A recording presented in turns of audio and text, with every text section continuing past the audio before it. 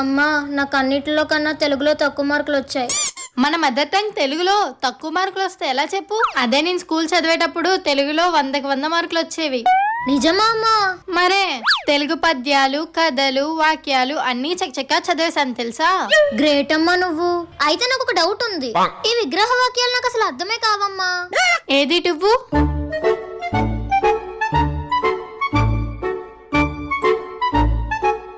ఏమ్మా రావట్లేదా? ఇదంతా ఎందుకే? నీకు డౌట్లన్నీ నేను క్లియర్ చేస్తే వేల ఫీజులు కట్టి నేను కాలేజీకి పంపించడం ఎందుకే? ఇవన్నీ నేర్పించడానికి కాలేజీలో టీచర్లు ఉన్నారు. వాళ్ళని అడగడం మానేసి నన్ను అడుగుతావే? వెళ్ళి వాళ్ళని అడిగా. ఇదంతా ఎందుకు? సింపుల్ గా తెలియదని చెప్పొచ్చు కదా. నార్మల్. ఏంటో ఈ మామ్స్ మ్యాజిక్, మనసులో అనుకున్నది కూడా వినిపించేస్తుందా?